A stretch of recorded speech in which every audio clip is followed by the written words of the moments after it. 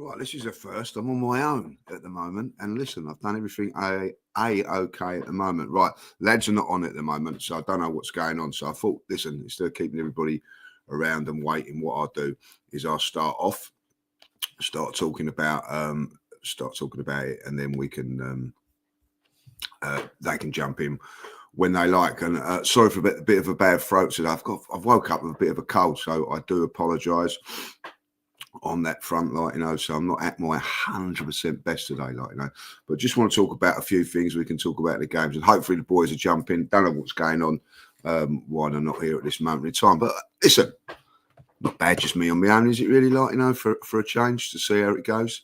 And I'll start reviewing the Arsenal game first of all, and then when the lads jump on, they can view the games that go on as well, but first and foremost, I've just sat there and started watching that ref watch thing. 3 clowns. Sky Sports is absolute joke now, 2 players on there, Warnock, saying that he thinks it might be a penalty, what an absolute lemon of a bloke he is. There's no way a penalty. I've watched it 100 times. There's no way it's a penalty. And if it is a penalty, why are they not saying that Van Dijk won yesterday with at Fulham is? Because it's the same similar sort of thing. Listen, it's not a penalty neither. But if you're giving one, you've got to give the other. I just think with football now, I've said it on a couple of shows now, being ruined by that absolute. I just can't think of anything else or say anything worse than what I'm seeing at the moment on refereeing decisions. There's one every week. I've just had a little look at it. I hadn't seen it before, but Eddie Nketiah gets sent off for stimulation when he's clearly fouled. Now, they can't do anything on 2 bookings, but because it's 2 bookings make a red, surely they then can go, well, hold on a minute. He was clipped in the first one. You can't really give him a sending off. I don't know. Something's got to change about all this sort of stuff. It is just an absolute... Well, it's just a joke what's happening at the moment. And at the end of it, we all spend our money. Whether you, and I will emphasise this, whether you go to the games or not, if you're paying for Sky and whatever, you are contributing to this, and you're paying the money to see these referees being absolutely shambolic. And that is exactly what they are. They are shambolic to see what is going on at the moment. Big news, of course, for if you're a Southampton fan. Southampton have got rid of their manager today, or he's left, or I don't know if he's sacked or whatever. It's breaking news. But at the end of the day, they've departed with their second manager in the season. And Southampton have got the worst record now of Premier League, of being the first, well, in history, have been, the earliest to ever be relegated. And, they put up a bit of a show against Spurs yesterday apparently. But ultimately they've gone down. And as much as I love him, and I do love him, Aaron Ramsdale has played for every club that he's played for, have been relegated, apart from one, which was, of course, Arsenal. So, yeah, and that is a good question. Is Ramsdale better than Southampton? Of course, it's a move that I looked at and thought, I don't understand why it's going on. Let's just finish my coffee here. I don't understand why he went to Southampton in the first place. I think there's better clubs out there. But listen, he's had first team football. He's got back in the England squad, even though he's not really done anything about that. I think for Aaron Ramsdale, his next move has got to be a real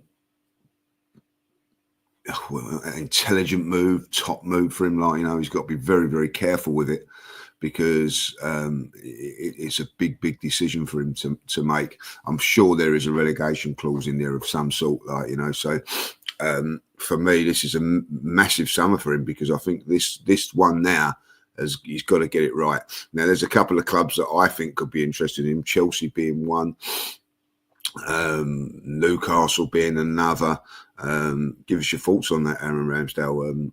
And we'll talk about that, because it is an interesting subject. And yeah, I think that's one that is very, very interesting. Well, I'll take a few questions as well. Chuck me a few questions while we're talking about it. You know, Kieran Tierney. I would play Tierney on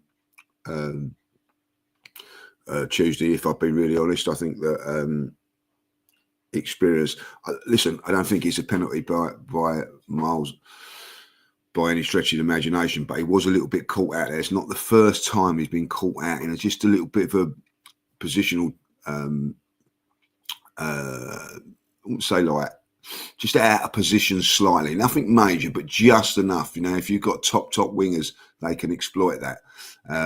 Kieran Tierney, I just think, just has that little bit more experience. So I would definitely play Tierney on Tuesday. I think we've got to be at our very, very, very, very best defensively in that game. I felt there's just a slight mistake there from Miles Lewis-Skelly. Nothing major, but just slightly out, and that's what makes it a little bit of a difference there. Like, you know, so from Arsenal's point of view, I think it was a poor game. Listen, you know, that penalty probably cost Arsenal any chance of getting the title, any chance whatsoever, because at the end of it, like, I don't think Arsenal were going to catch Liverpool anyway. But just imagine if they had won that game, another 2 points, could have put a bit of pressure on Liverpool, who looked a little bit vulnerable again yesterday. You would have to say, like, defensively, I thought that they wasn't at their best. But I did like their response. I watched the highlights. I didn't watch the game, but I did watch the highlights, and their response from 3-1 down, I thought was very, very good, and could have actually come back and got a draw out of that game. So, you know, worthy champions in my opinion, because of those sort of things. They've been the. Can I say this without being disrespectful to Liverpool? Probably the best of a bad bunch this season. The league's not been very, very good, and but that's not Liverpool's fault. Liverpool have been the most consistent and have deserved this title, and you know, deserve all the plaudits that go with that. I'd certainly take it if it was Arsenal, like, you know. So yeah, so a disappointing performance. And I'm going to have to say, I watched back the Arsenal game yesterday. First half was okay, second half poor again. It's not for the first time now that Arsenal haven't played well. It's not been very, very good to watch. It's not been what I would say the best of seasons. I think going back on it, I think we look back at this season as not a very, very memorable one in the league. It could all change, of course, on Tuesday night, and it's going to have to. It's going to have to be a miracle for Arsenal to go on and win this Champions League and make this season a memorable one, because I think that this season, I think will end up being not talked about as much as in football, but I think it could be with a catalyst of where Arsenal and Mikel Arteta go. I think it's that for that reason it's going to be very, very big, like, you know. And yeah, Kevin, I couldn't agree with you more. Like, you know, what Odegaard has been terrible for months. Should he be dropped on Tuesday? Do you know what? I don't know. Was he dropped on the game against Everton? Probably not, like, you know. But it's getting to that. It's getting to that stage now. He came on Tuesday, on Saturday, and done absolutely nothing. And I'm a big Odegaard fan. I think most of us are. You know, if you go back to last season, I think everybody's a big Odegaard fan. You know, I think he was outstanding last season. So, and fair enough, but you have to go on what's going on at the moment. This season, he's just not been at it. You know, like from day one. You know, unfortunately picked up a bad injury. I think that injury was worse than what everybody made it out to be, and I think maybe got rushed back a little bit quicker. And you know, when you're playing games and afterwards your ankle's hurting and it's aching, you have to have ice on it, treatment on it. You know, you wake up the next morning and the ankle's stiff, and it takes about an hour for it to loosen up, and then you carry on, and it goes on for weeks, months, and then all of a sudden you wake up one morning and it's all right. But then, you know, you've wasted like 2-3 months of the season. So, listen, I think it's a difficult one. I think that for me, as this game, I think that Martin Odegaard has to start this game and has to perform. If he doesn't perform in this game and he's at the sort of level that he's been at, then for me, I'm looking at him and saying, right, no, you've got to and be dropped, and probably put Wanyeri in there for definitely the game against Brentford. I would do it anyway. I'd put Wanyeri in there for the game against Brentford and go, look, whatever the result is, regardless of what happens against Real Madrid, and we're saying that Arsenal have won it, drawn it, lost it, still in the competition, still got a chance of going through, and Odegaard has played like he has, I would say to Wanyeri, right, you're playing on Saturday against Brentford, go and prove it and see what happens from there, like, you know, and that is what I would do on that side of it. So what I would say from Arsenal's point of view, it is going to be a real interesting lineup. I think there was someone that said in the comments there who I'll play up front. I think Martin Odegaard will play, as I said, and I think the front three. I think Martinelli and Saka. If Saka's fit, I didn't look at him and think, wow, you know, he was sort of. I'm not sure if he was struggling a little bit with it, like might have felt so. I don't know. It didn't seem comfortable when I was watching him on Saturday. But say if he is and he's trained and he's fit, I would play Saka. I would play Martin. And as I said, I would play Martinelli on the left. It then comes down to Trossard and obviously Marino up top. And it's a flick of the coin. I think it's just who you think it will be. I thought Trossard played very, very well on Saturday, gives himself a chance. And I thought Marino played quite well when he in midfield. And also I thought the last couple of games he's done okay. So for me, I'm if you're going to push me, I'm going to say Marino, because I just think that maybe Real Madrid are a little bit vulnerable on crosses. That is all I'm saying on that light. So we'll have to wait and see on that light. We've got my man Flawless in the building. Like he's not there yet, but he is going to come on. So I'll put him in, and we can talk about Man United. What a poor game that was. Or can we talk about that? I don't know. Like, you know. So, but listen, I think that. It was a difficult game I got on Saturday against Everton, because you're obviously thinking about, you're thinking about Tuesday's games. Be honest, any Arsenal fan that's listening now was watching that game. Was you thinking about, well, Real Madrid, no one get injured, Real Madrid? You know, I didn't enjoy the game Saturday for a couple of reasons, and I'll tell you the ones why I didn't enjoy it. One, it wasn't a great game, but secondly, every time Saliba got the ball, I'm panicking. I don't want him to get injured, because that was my biggest problem.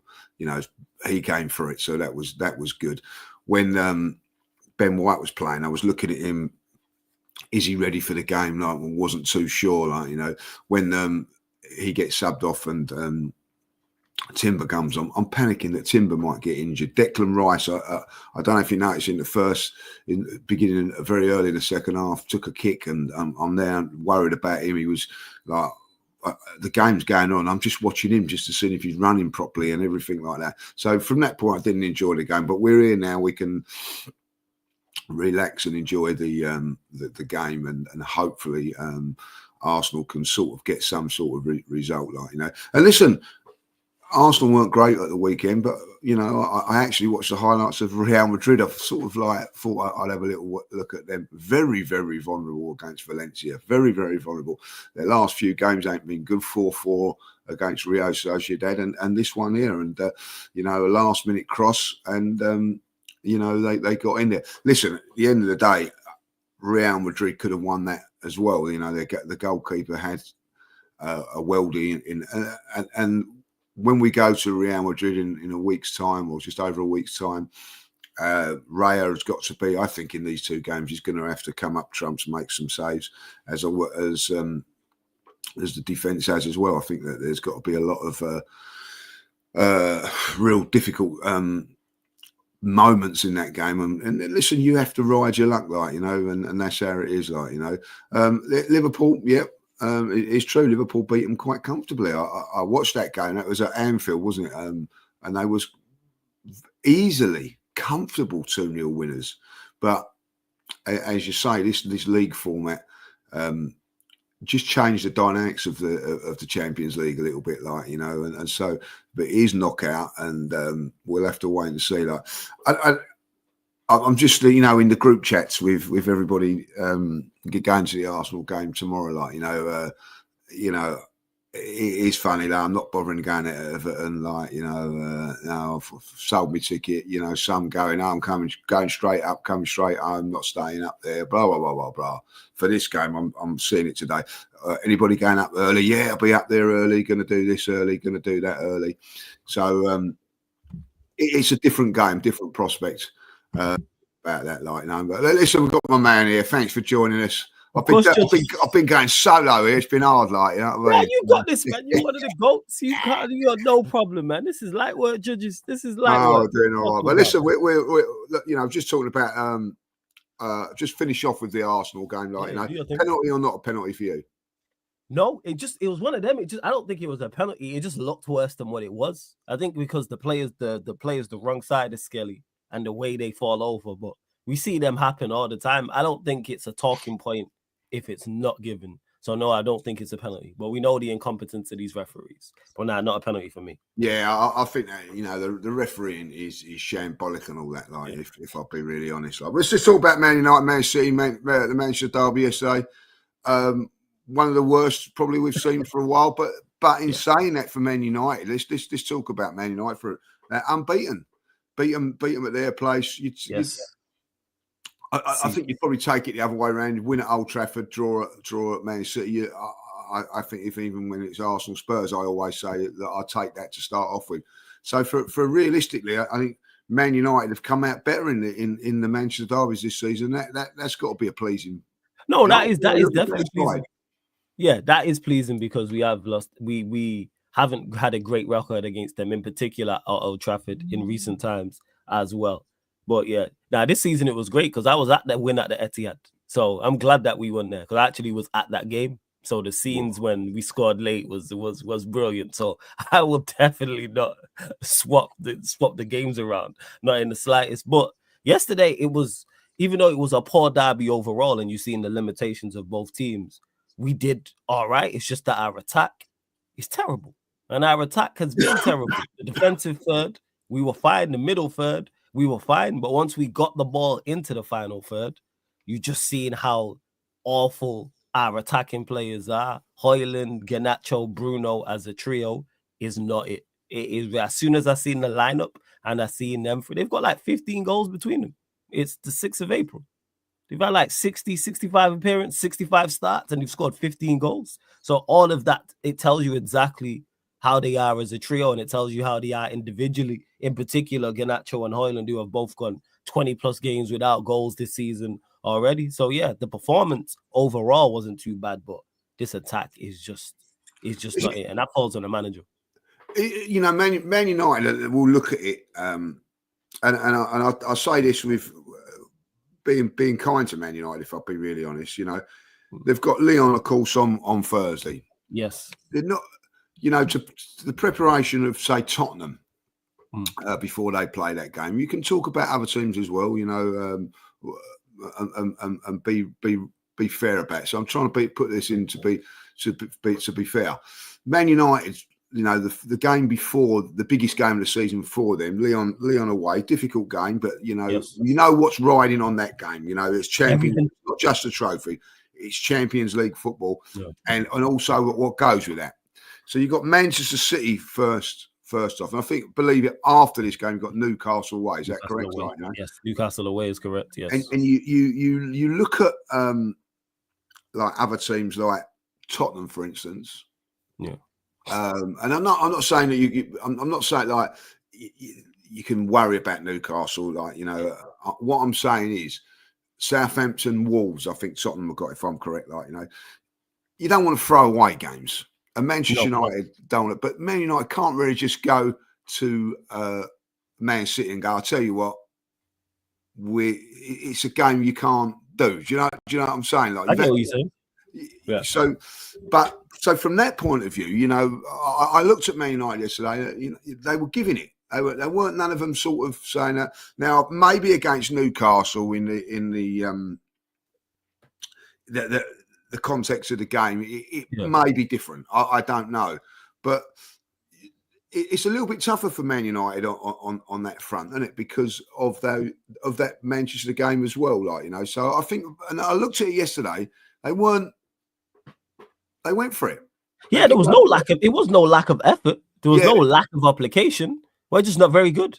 Hence why we are 13th. Hence why we've had the results we've had all season long and been inconsistent. Hence why we've also still, at this point, failed to win back-to-back Premier League games. But it wasn't a lack of application. There was no lack of trying. We're just not very good, in particular in the final third. Of course, City were worse than us. They've had their struggles this season where they finished top 4, top 5. That is yet to be seen. But it was both attacks were awful, to be honest. When I looked at it both, I was like, obviously they're missing Haaland, but their attack, Foden was hooked. Mamouche was quiet. Bernardo Silva, we know Bernardo Silva, he's done for. De Bruyne is leaving at the end of the season. He's not the same. Grealish got on the pitch, did nothing. Doku got on the pitch and did nothing. That's why people are saying, oh, it was the deadest Manchester derbies. In particular, the attack. Outside of that, both teams were okay, but that's the end. People want to see the attacking players play well. That's the entertainment side of it, and you've seen that. So with the Newcastle game, it'll be interesting to see how the manager does. Does he, quote unquote, rotate? Because people say, oh, do you think he'll play a strong side? I don't think we have a strong side. But you mentioned that Lyon game. We have to go there, to me, just not lose. Make sure the tires are live coming back to the second leg. Is it going to be a tough game? I've not watched Lyon like that. I know they have a couple good players, in particular in attacking areas. So just make sure the tires are live and try and get over the line into the semi-final. What would you do? Say if it's 1-1, 0-0, maybe even 1-0 to them or 1-0 to you. The game's still there. The game against Newcastle, you saying like rest a few? See, people say this all the time. I don't think we have a strong team to rest. People say, "Oh, do you want to go full strength?" In there, isn't there? Like you could just bring in a few. Like I look at Aston Villa. Aston Villa have got a big game against PSG. They've got Southampton away. Yeah, they can. I'm not saying that they can. You know, they're in a position where we're pushing for the Champions League, but they could just say, "Oh, we could afford to rest 1, 2, or 3 Southampton away." Because you know what it is, judges. They have players worth resting. To me, we don't. I don't rate our team. To even you should rest it. Oh, such and such should be rested. Like, no. Oh, I'll put it a different way now. Put it a different way. Like, it's 1-0 to them, 1-1 or something like that. Does Bruno Fernandes play at Newcastle? Yeah, he'll play Bruno. Because Bruno plays every game, so the manager's going to play him. To me, in particular, I don't think it really makes... Let's say he doesn't play against Newcastle, and then we go into the Lyon game. I don't think it gives us an advantage like that. Like, I can't stress enough how much I don't rate the Manchester United team.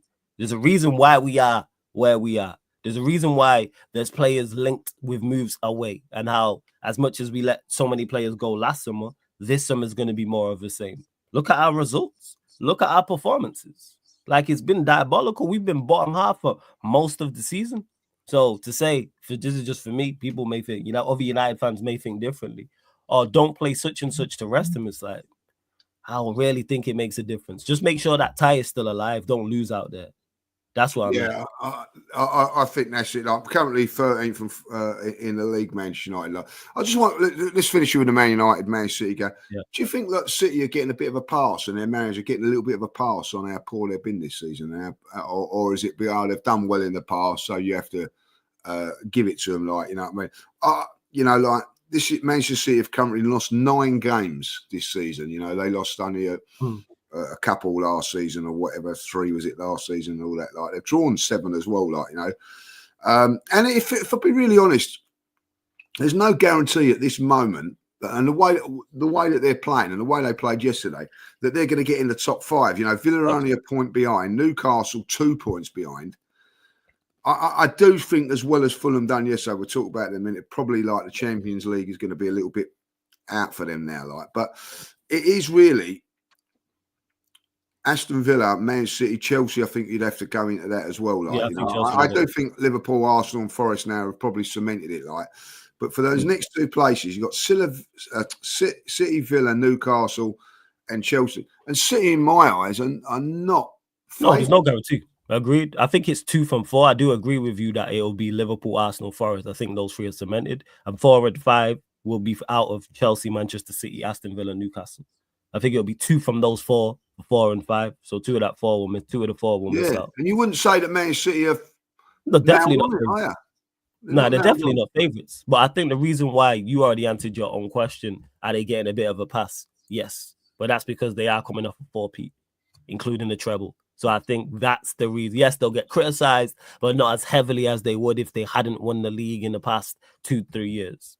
But it's like, it's a pass. Look at what you've done. But if this continues next season, I think that's then when the heavy criticism will happen, and rightfully so, because United, like, forget City. As much as how you think about Spurs, I think about City. So it's you'll know my thoughts on them. I'm just looking there at their running. They do play. They got Palace at home, Everton away. Villa at home will be a tough one as well. Bournemouth at home, that'll be tough too. Fulham away. So they got a couple tough games, even though they do have Everton away. Everton will give them a game. Wolves, they'll probably beat. They'll pack up Southampton, who are already relegated. But it's not the easiest of run-ins. It isn't. Because I don't think the Palace game on Saturday is a gimme. Geordie Tune for Life says a great point today, like, in which I didn't realise this, that Newcastle, of course, play tonight. Leicester. Yes, and they play Leicester, so they're going to win. So if they win that today, they would go on 53 and would go above Chelsea. What an incentive that is for Newcastle today. They go level. They go level with Chelsea and would go above Manchester City. And that would put them really in a position of strength, wouldn't it? Like, Yeah. And I'm going to say this now, going on to the thing which is, falls into Man United next weekend, when Man United will have one eye on that Europa League game. It would be a very, come back with there, Geordie. Like, do you think that's a good time to be taking on Man United? Because I certainly do. You know, Judges, anytime is a good time for if you have any. But you're taking on Man United. It's like we don't Newcastle, whether we was playing Europa League or not. The Newcastle game we played, the reverse fixture, was one of our worst performances this season. They only beat us at 2-0, but the actual performance was dreadful. Like, they scored early and we gave up. Like, I was fuming after that game. And that game up at their place, they gonna be up for it. And they're all wrong for us stylistically. Too much pace and power and quality in particular in their final third. And we know how their midfield can just bully you. We've seen what they did to Liverpool, for example, in the Carabao Cup. So I'm not looking forward to that Newcastle game, though. Hoping we can get a result. But the only silver lining is if we do lose that game, it helps. It hinders Manchester City. Same way yesterday, it was about playing spoiler because I want them in Europe. Ideally, Conference League, but it's so dependent on the others around them and run-ins, etc., etc. But Newcastle do have a game in hand even after playing today. I'm looking there. Palace at home, they play Villa.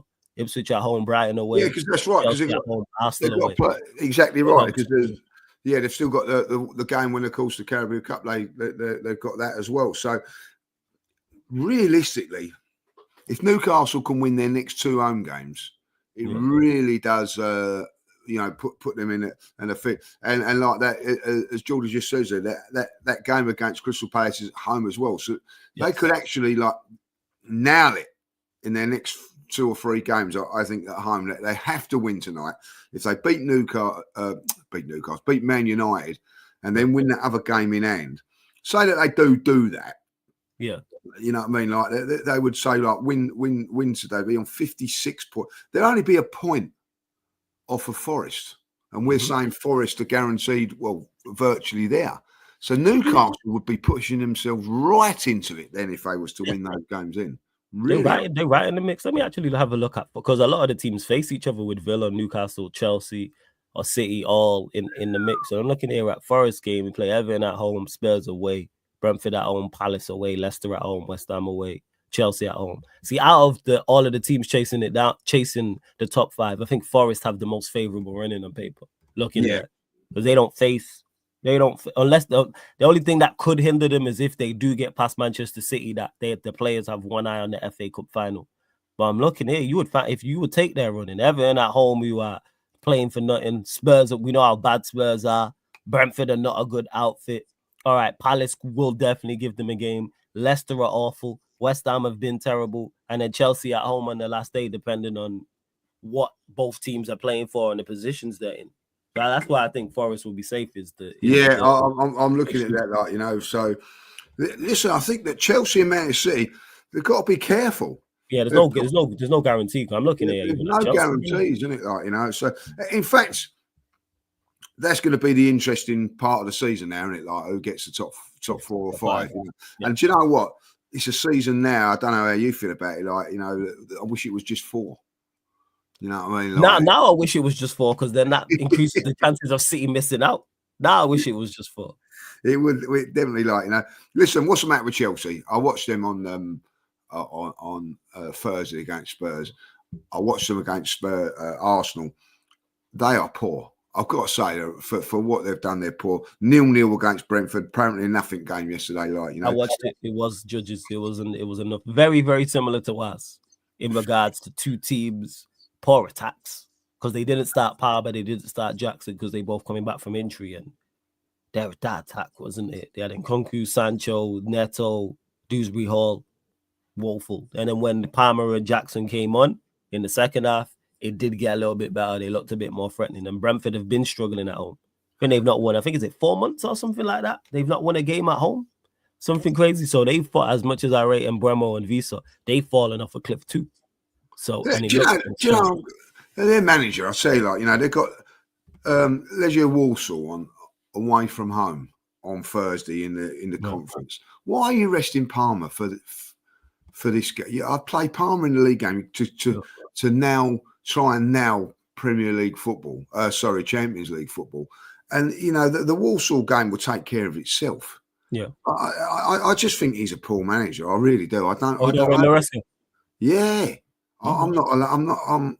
He don't do it for me. I have to say, like, you know what I mean. Maybe I'll be wrong, but you know, I know it's a difficult place to go, Brentford. But as you said, you know, just now they're not in any sort of form going on whatsoever, like, you know. So I don't know, like, you know what I mean. So if they miss out on it, that'd be great. You know, like you're saying about Man City, I'd love to see Villa and Newcastle.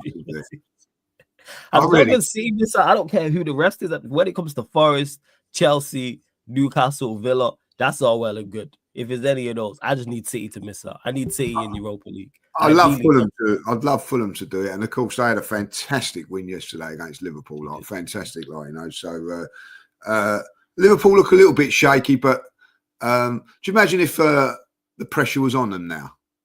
And I mean, like, that's why it's so annoying, so frustrating because there's no pressure on them, and they're stumbling across the line. You know what I mean? Imagine putting pressure on, like Arsenal had the pressure of Manchester City over the last couple of seasons. And that's where it is. And that is a disappointment for me this season. That is a disappointment and why I will never forgive this Arsenal board unless they win the Champions League or the league next season by not doing anything in January. It is criminal what they've done there. And Liverpool, listen, they could have won that game in the end, let alone lose it. They had enough chances and all that. But Salah missed one. Salah missed a good chance. If he gets that, they go on and get at least a draw from that because it was like they had a good 20, 25 minutes. Probably do. But I'll tell you what I will say about Liverpool. I don't want to criticise them too much because of that. No, let's criticise them too much. Go on. What is it? Go on. Let's even though they lost that game, they showed signs of being proper champions. I felt like, you know what I mean. They hit the bar. They went down all guns blazing. I have to say I like that. I like that because they're all bias aside because I can't stand Liverpool. They are champions elect for a reason.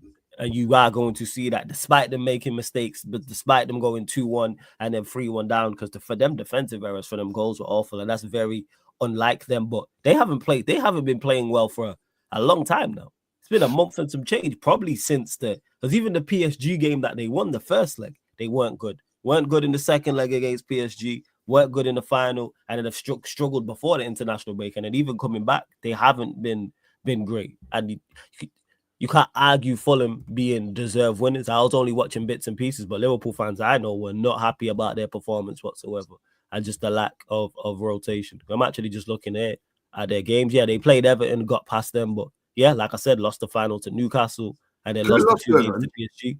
Could have lost to Everton in that game. Things gone right, you know, like sending off and all that. Like, could have, you know, whatever. They got the result. Like, quick question I'm going to ask you now. Like, you know, it is looking like Ipswich, Leicester, and Southampton are going to go down. You know, Southampton been, it's been a woeful, dreadful. Yeah, not good enough. What are the teams? So it's looking like all three teams are going to go down. They're actually, they're 22 points adrift from safety. Southampton, which is unbelievable. But Leicester have only picked up 17 points, and Ipswich, who I thought would give it probably the best out of all of them, are on 20. They're all doomed. No way, none of them are going to survive.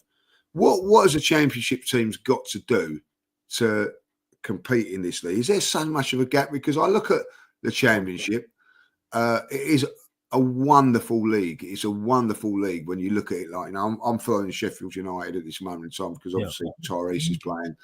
I'm thinking, 3 points against Oxford, they go and lose. You know what I mean? Like Leeds look like they're struggling a little bit now to get through. Like, Good, yeah, it's another team. I hope Leeds don't come up. I ain't trying to see Leeds. Yeah, and Burnley, by the way, have just well, if I'll be honest with Burnley, they've just been going about it quietly, and now look like realistically favourites now over Easter, of course, in the Championship, and that they play Friday and Monday, and there is that big game on Bank Holiday or Easter Monday. And it is at Burnley versus Sheffield United. That could actually determine who's going to go up at this moment. Because Sheffield United, of course, should be on 85 points, but had 2 points deducted. But I'm looking at it there, Burnley, Sheffield United. Say if it's them three that come up, just on that order, we know that might not happen because, Borough have come from nowhere at the moment. Sunderland is still in there. Coventry have got a chance. West Brom still got a chance. There's all things that can happen. But say if it is those three there, what are those three to that? Now, they're the three teams that come up from last season, by the way. Got relegated last season. So it could be just swapping over, Now, if that is the case, what are these teams got to do to make this league more stronger and whatever? I think it's approach. Having your principles is all well and good. Trying to play out from the back and play pretty football and play attacking football is one thing. But I think when you get to the Premier League, you have to adapt and understand if the vast majority of the opposition you facing are better than you, adapt to that. Be more defensive. Be more pragmatic. I've watched Southampton a few times. I've watched them trying to play out from the back. I couldn't believe what I'm seeing. How are you bottom of the table, struggling, don't have the players for it, and you're trying to play out from the back like you're prime Barcelona? No, adapt. You know what? Wolves, when he first went there, when he came up, yes, they had some good players and had talent, and of course you need that, and recruitment is very, very key. But they was pragmatic for a reason. You have to do that. Be defensively solid. That's where it is. Be defensively solid. Be tough to beat. Have a good home record, and you have a chance of staying up. That's legit what it is. Everton are a prime example of what to do. Whether it was under Moyes, whether it's under Dyche in the past few seasons, tough to beat. Not the prettiest of football, but understand what we are. And then once you solidify yourself as a Premier League side and then get some better players, maybe you can then try and implement your game. But let's be honest, coming up from the Championship, most of the teams here are better than you. They have more talent. So therefore, adapt to that. Yeah, I agree. That'd be an interesting thing. We're going to leave it just before we go. Yeah. We've got Europe, so we're going to go through that. I'm going to ask for your predictions on this. We're going to ask for Arsenal versus Real Madrid. What are you going for? Yeah, Real Madrid 3-1. I don't think you lot got a prayer. Thank you very much for that. I'm sorry. I'm just being honest, judges. I don't think it's one way to wreck my Monday morning. Thank you very much, I think this is an interesting game. I'm going through. No, don't do that, judges. What's your scoreline prediction for that? I think Arsenal will get something out of this game. 2-1 draw. 2-1. 2-1 or a draw. I do think 2-1 or a draw. There you go. And I'll be honest, both are not good enough to get us through the whole thing. But I think we'll get something from the game. So I'm going to go Arsenal win it 2-1. There you go. I just think Gabriel missing is key for you. Look, I think it'd be a closer game if Gabriel was fit. Well, Gabriel. I'm going to say I think that is a massive blow. Yeah, that's what it is. At both ends of the park as well. Not just at the defending side. I didn't enjoy last Tuesday's game. As soon as he went injured, I was a bit irritable because of it, because you know what's coming. You know what I mean. So we'll see. Bayern Munich versus International Yeah, well, Inter Milan. What do you think? Yeah, Bayern have had a whole heap of injuries. I'll go. Dark horses for me. Inter. Yeah, I go 1-0 into Milan because I know Barcelona. I know Bayern Munich, sorry, have got injuries. So yeah, I'll go 1-0. I'll go 1-0 into Milan. I'm going 1-1. These two games are interesting as well. Like Barcelona versus Borussia Dortmund. Borussia Dortmund, last season finalists, been a very, very, how can I say it, under the radar a little bit, like, you know. So, what's your thoughts? I'm going to go 2-0 in this game to Barcelona, but I think it'd be a cagey old game. Nah, I don't. Barcelona, even though their attacking players have not been on it in the league, I expect them to do the business. It's in Spain, right? Or in Germany? Yeah, Barcelona, yeah. It's about 3-1 Barcelona. 3-1, okay. Yeah. Paris Saint-Germain versus Villa. That's going to be a good game. I think that's going to be a very, very good game. Two good managers. I think that'll be one apiece. It's going to be a good game. I feel that this is where maybe Villa a step too far. Yeah, inexperience in it will end, and I'm thinking like 2-0 to Paris. I think that I was very, very impressed with them against Liverpool, by the way. Yeah, they were very good. If they got in that sort of performance, I think that they're going to be there. Walsall versus Chelsea. Oh, Chelsea going to pack them up. 2-0 Chelsea. 2-0 Chelsea. 2-0 Chelsea. I think 2-0 as well. Like, you know, we'll leave your one last. Rangers versus Athletic Club. That Bilbao. That'd be a good game. That, you know. Yeah, Bilbao are a good outfit. They'll probably. I think this is a game too far for Rangers. Yeah, I think Bilbao win that game. I think Bilbao win that game too. I know Rangers have had the new manager recently, but from what I've been told, they haven't really done too much. I'll go 2-0 Bilbao. 2-0 Bilbao. I'm going to go 2-1. This is an interesting one. Spurs versus Frankfurt. Frankfurt have been in good form. They're not a bad side in the Bundesliga. Tottenham have got to get something from this game. I think that they will. I love Spurs going to get slapped 4-0. I'd love that, like, you know what I mean? I'd love, like, you know, them to get slapped in this game and it'd be all over. But I think that Spurs will win this game 2-1. I don't think it's a foregone conclusion, but that they go through. But I think they've got to take the lead, and I think they will. Yeah, I agree with you. 2-1 Spurs. Limited knowledge about Frankfurt, but yeah, I think 2-1 Spurs. I think Spurs do the business. Lyon, Man United. Well, Man United turn up. One apiece. I think it'll be a draw. We go there. Well, I'll think 3-1 to Lyon. There you go. Wait to ruin my Monday morning, judges. Wait to ruin my Monday morning. I'll ruin it. 100% I'll ruin it. Like, yeah, and it's like, 3-1 Lyon. Yeah, show's over. I think it'll be a 1-1 draw. Man United will go through. I do think that one of the British clubs will go in this round. Like, you know what I mean? So I think like the game between Frankfurt and Spurs will be very, very interesting to see what happens there. Like, you know, if Spurs don't win that game, I think then they are gone. So we'll have to wait and see. Like, you know, Flores, thanks for joining us today. Much appreciated. Like, sorry for the other panel, boy. I don't know what's gone on.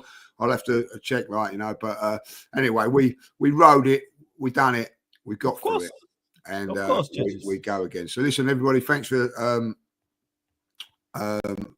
joining in and the conversation. Thanks for the questions and all that at the beginning, and help me get through it and everything like that. So we're out of here. Thank you very much. Have a good week. Come on, Lyon. Come on, Frankfurt. And come on, the Arsenal.